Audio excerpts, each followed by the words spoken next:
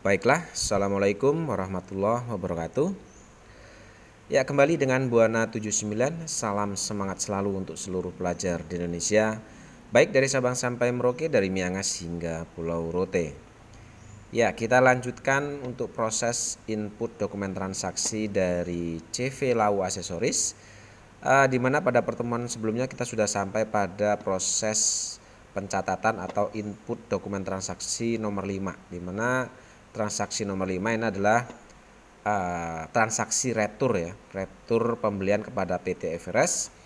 Nah, ini adalah dokumen pendukungnya, nota debit. Kemudian selain nota debit ada juga pendukung yang lainnya adalah faktur atau bukti transaksi terjadinya pembelian secara kredit ya, pada PT Everest. Oke, sekarang kita masuk ke dokumen transaksi nomor 6. Oke, dilihat di sini bahwa dokumen transaksi nomor 6 itu adalah bukti kas keluar. Kita lihat di sini kita mengeluarkan kas untuk apa? Di kolom keterangan bahwa kita mengeluarkan kas untuk penyetoran pajak ya, terutang bulan November 2019, yaitu yang pertama untuk membayar utang PPh dan yang kedua untuk membayar utang PPN. Oke, untuk pengeluaran kas membayar utang selain utang dagang, maka akan kita catat di sini. Kita masuk ke menu banking, lalu kita masuk ke spend money.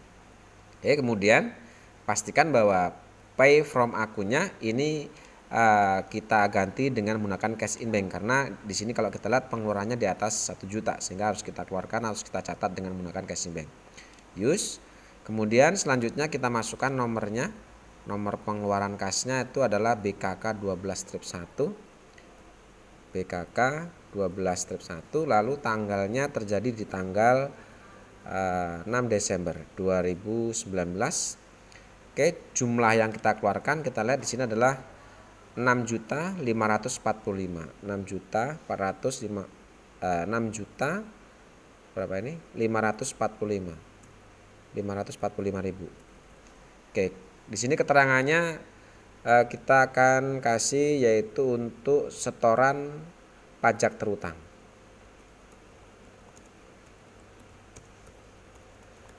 November ya. Oke.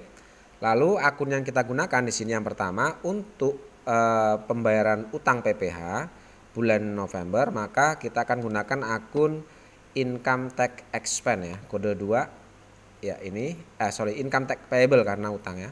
Lalu kita masukkan nilainya di sini adalah untuk income tax payable-nya ini berapa ini?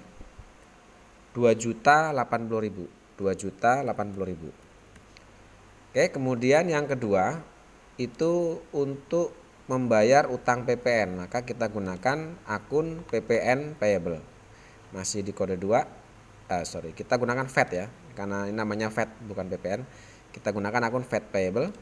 Oke, jumlahnya otomatis 4.465 menyesuaikan karena sejumlah yang kita keluarkan adalah 6.545, sehingga pada saat kita masukkan untuk yang income tax payable tadi adalah 2.080, maka kekurangannya otomatis akan masuk di VAT payable. Oke, kalau sudah seperti ini langsung kita record. Ya, selesai. Masuk dokumen selanjutnya. Oke, di sini dokumen pendukungnya ada bukti setoran ya untuk PPh-nya, dan yang kedua ada bukti setoran atau terima bukti setoran untuk PPN-nya. Oke, lanjut ke dokumen transaksi nomor 7. Oke, kembali ada bukti kas keluar. Keterangannya adalah untuk pelunasan utang dagang. Nah, ini bedanya jika kita mengeluarkan kas untuk membayar utang dagang dan mengeluarkan kas bukan untuk membayar utang dagang, maka bedanya jika kita mengeluarkan kas atau ada bukti kas keluar bukan untuk membayar utang dagang, maka kita tadi masuk ke menu banking lalu masuk ke spend money. Tetapi apabila kita mengeluarkan kas ya, untuk membayar utang dagang, maka munculnya utang itu terjadi dari transaksi pembelian, maka otomatis kita untuk mencatat pengeluaran untuk membayar utang dagang kita masuk ke menu purchase ya. Lalu kita masuk ke pay bill. Oke, di sini kita lihat kita membayar utang dagang kepada CV Kilimanjaro. Maka di sini kalian klik atau suppliernya kita panggil untuk yang PT Kalimanjaro. Oke, use. Kemudian kita masukkan cek numbernya ya. Jadi pada saat kita klik PT Kilimanjaro, maka akan muncul histori atau riwayat terjadinya utang. Di sini terjadinya utang itu tanggal 22 November. Kita cocokkan di sini. Ternyata sudah cocok. Di sini pun kita membayar utang untuk tanggal 22 November sesuai dengan histori atau riwayat terjadinya utang. Oke, kita masukkan cek numbernya atau nomor ceknya adalah BKK 12-2. Ya, BKK bukti kas keluarnya. Lalu tanggal terjadinya membayar utang adalah tanggal 9 Desember. Ya, jumlah yang kita keluarkan di sini kita lihat kita mengeluarkan 93 juta. 93.500. Oke, lalu kita tab. Lalu jumlah amount ini jumlah yang kita keluarkan, kita klik di kolom amount applied. Nah, di sini. Lalu kita tab ke bawah.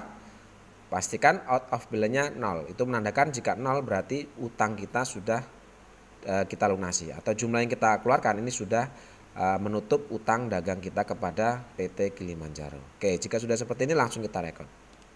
Ya, selesai.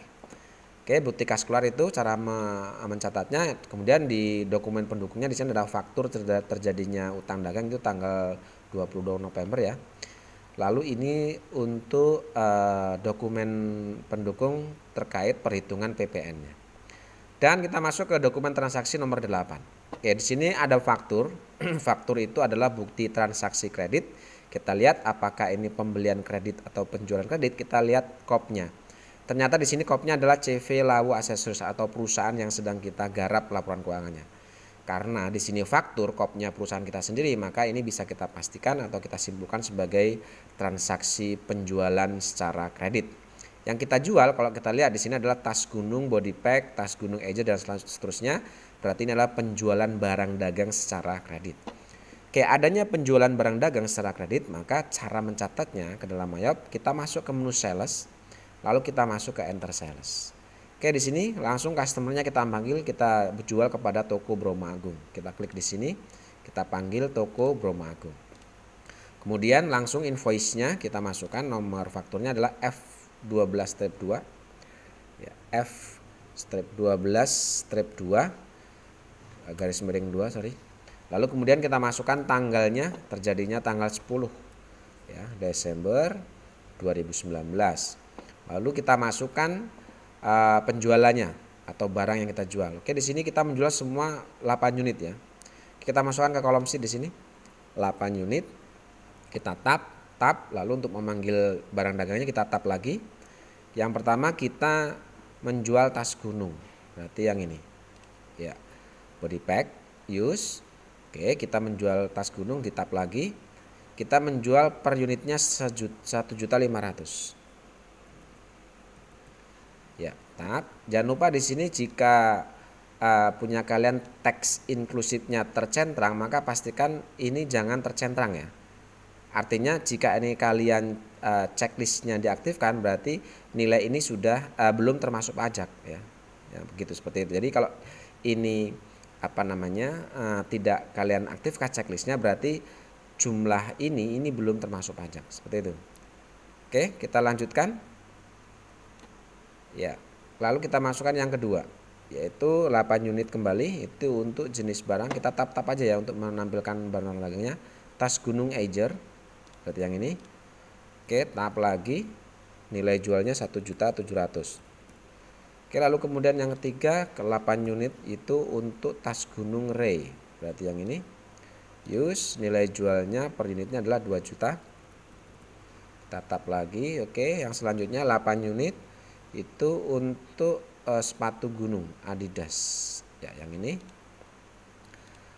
Tab, nilai jualnya adalah 1.600.000 ya. Dan yang terakhir ini 8 unit untuk jenis barangnya sepatu gunung Nike ya. Tab, nilai jualnya 1.350.000. Oke, kita tab, kita lihat subtotalnya 65.200.000, apakah sudah sesuai? Oke, subtotalnya sudah 65.200.000, PPN 10%. Ini 6.520.000 sudah. Oke, di sini ada freight-nya atau beban angkut penjualan 300. Kita masukkan di sini. Ya, kemudian kita tab. Sehingga totalnya adalah 72.020.000. 72.020.000. Oke, sudah sesuai ya. Kalau sudah sesuai seperti ini, kalian bisa langsung record. Ya, selesai untuk dokumen transaksi nomor 8. Oke, di sini ada dokumen pendukung adalah ini untuk faktur pajak standar ya dari transaksi penjualan kredit tadi. Sekarang kita masuk ke dokumen nomor 9 atau transaksi nomor 9. Ada nota kontan. Kita tahu bahwa nota kontan itu adalah transaksi tunai. Kita lihat di sini kopnya perusahaan kita, berarti kita menjual secara tunai. Apa yang kita jual? Ternyata di sini kita menyewakan alat-alat gunung camping. Berarti kita menjual jasa secara tunai. Nah, ini perbedaannya menjual jasa secara tunai dengan menjual barang dagang secara tunai. Kalau menjual barang dagang secara tunai, kita masuk ke sales, masuk ke enter sales sama seperti transaksi kredit. Tapi jika yang kita jual jasa secara tunai, artinya ada penerimaan yang sumbernya bukan dari penjualan barang dagang, maka kita bisa masuk ke menu banking. Ya, sekali lagi, jika ada penjualan jasa tunai, artinya kita menerima uang dari penjualan bukan dari barang dagang, kita masuk ke menu banking, lalu kita masuk ke receive money. Oke, pastikan deposit to akunnya ini kita gunakan cash in bank. Artinya kita menerima dengan menggunakan cash in bank. Oke, kemudian yang selanjutnya kita masukkan nomor transaksinya itu NT12-2. NT12-2, tanggal terjadi transaksinya adalah 11 Desember 2019. Jumlah yang kita terima, kita lihat di sini kita menerima 1.250.000 ini kita masukkan ke kolom amount receive ini. 1.250.000. Oke, memonya keterangannya adalah kita bisa gunakan penjualan jasa tunai. Nah, akun yang kita gunakan untuk mencatat adanya penjualan jasa atau sumber pendapatan cash in bank kita, ini kita gunakan akun kode 4 ya. Kita gunakan akun service revenue. Ya, jadi service revenue itu pendapatan jasa tunai ya. Oke, kalau sudah seperti ini kita bisa langsung record. Ya, selesai untuk pencatatan atau menginput data transaksi nomor 9. Lalu kita lihat di sini ada dokumen pendukung adalah bukti penerimaan ya, ada bukti transfer, di sini ada penerimaan dari service yaitu dari penyewa tenda dan sebagainya. Kita masuk ke transaksi nomor 10. Oke, dokumen transaksi nomor 10 ada bukti memo, keterangannya adalah telah diterima pengembalian barang dagang. Artinya kita menerima barang dagang dari yang telah kita jual atau kita menerima kembali barang yang kita jual dari customer. Di sini kita menerima dari customer yaitu Toko Bromo atas transaksi tanggal 10. Berarti ini adalah ada retur penjualan dari transaksi penjualan kredit tanggal 10 tadi. Nah, yang ini.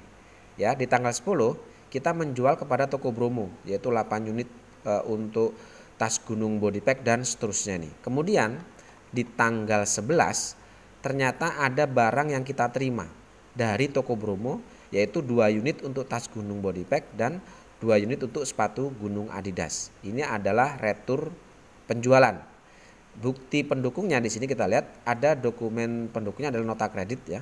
Ini bukti transaksinya nota kredit ya atas adanya pengembalian barang yang kita jual. Oke, jika ada retur penjualan, maka cara pencatatannya adalah sama seperti saat kita menjual barang dagang, yaitu kita masuk menu sales, sama ya langkahnya, lalu masuk enter sales. Oke, kita ambil customernya, ini kita terima dari Toko Bromo Agung, berarti yang ini use. Kemudian kita masukkan invoice-nya, nomor nomor transaksinya, nota kreditnya nomornya adalah NK12-1. NK12-1, tanggalnya tanggal 11 Desember 2019. Oke, sekarang kita masukkan jumlah returnya. Di sini kita lihat ada 2 unit tas gunung body pack dan 2 unit sepatu gunung. Nah, ini bedanya pada saat memasukkan di kolom SIP antara penjualannya dengan retur. Jika kita memasukkan jumlah yang kita jual kita gunakan angka positif, maka jika ada retur kita gunakan tanda min ya. Jadi ada pengembalian 2 unit untuk tas gunung maka kita gunakan min 2 seperti ini ya. Jadi kalau pada saat penjualan kita positif memasukkan angkanya, pada saat ada retur kita memasukkannya negatif seperti ini. Oke, lalu kita tap tap lagi. Oke, tap untuk mengeluarkan jenis barangnya. Yang pertama adalah untuk tas gunung body pack, berarti yang ini, yang kita terima returnya. Oke, lalu kita tap lagi. Kita lihat di sini apakah teks inklusifnya. Sekali lagi silakan kalian cek teks inklusifnya ya. Ini jangan sampai tercentrang. Oke, kemudian kita masukkan nilai returnya adalah 1.500.000. Dan yang kedua ini 2 unit ya, min 2, jangan lupa memasukkannya pakai tanda min. Min 2 itu untuk sepatu gunung Adidas, berarti yang ini. Oke, lalu kita masukkan nilai returnya 1.600.000. Ya, kita tap. Lalu kita lihat ke bawah untuk subtotalnya itu 6.200.000, apakah sudah sesuai? Oke, di sini sudah sesuai, ada PPN 620.000. Oke. Total retur adalah 6.820.000. Oke, sudah sesuai ya. Oke, itu cara memasukkan jika ada retur penjualan. Nah, sebelum kita record atau sebelum kita simpan transaksi ini, maka kita harus mengubah link akun penjualan menjadi retur penjualan ya. Kita ubah linknya dengan cara klik panah di sini. Yang pertama adalah untuk yang tas gunung dulu. Klik panahnya di sini. Ya, link akun untuk penjualannya di sini untuk sell this item ini kita ganti linknya dengan sales retur seperti yang ini.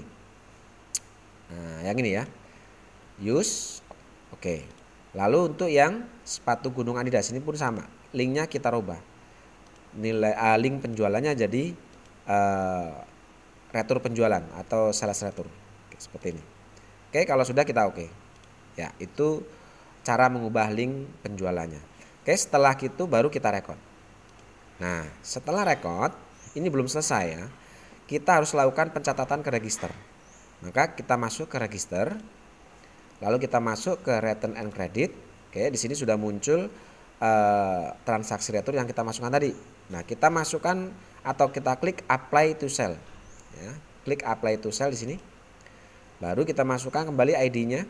Tadi ID-nya adalah kita lihat NK12 step 1. Kita masukkan NK12 step 1, tanggalnya tanggal 11 Desember 2019. Oke, ini adalah pengembalian barang tanggal 10. Berarti di sini kita klik yang transaksi tanggal 10, itu adalah baris yang kedua, berarti yang ini. Nah, berarti jumlah retur ini kita klik di amount applied baris kedua sesuai dengan tanggal 10-nya ini. Oke, di sini nggak ada diskon ya, kita hapus, jangan lupa. Jika ada kolom diskon muncul di situ, kalian bisa hapus itu tuh. Oke, lalu kita tap ya, di sini out of balance-nya 0. Kalau sudah kita record.